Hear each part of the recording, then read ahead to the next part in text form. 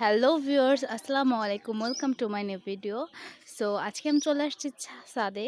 তো ছাদে আসছি আম ছিঁড়তে। তো আম খাওয়ার খুব ইচ্ছা জাগলো। সবাই আম খাচ্ছে, পাকা পাকা আম। আমি আম বেশি একটা পছন্দ করি না, তবুও আসছি মানে আম ছিঁড়তে। তো এসে দেখি একটা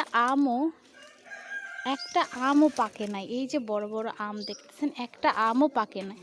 তো এই আম্রপালি আমগুলো যদি গাছ পাকা করে খেতে হয় তাহলে কিন্তু অনেকটা মজে যায়। তো ওটা বেশি মিষ্টি হয়ে যায় আর ওটা বেশি নরম হয়ে যায়, তো ভালো লাগে না। তো এই জন্য আমি কাঁচা আম ছিঁড়তে আসছি। তো এটা আমি ছিঁড়বো। এটা কিন্তু পেকে যাবে, একদিন দুদিনের মধ্যেই পেকে যাবে। সো আমি এটা এখানে আপাতত রাখি। এই যে একটা, তো এই আমগুলো যখন পাকবে তখন কিন্তু অনেক মজার হবে। তো আপনারা যদি খেতে চান তাহলে অবশ্যই লাইক করবেন, কমেন্ট করবেন, তা নাহলে কিন্তু এই আমগুলো পাবেন না।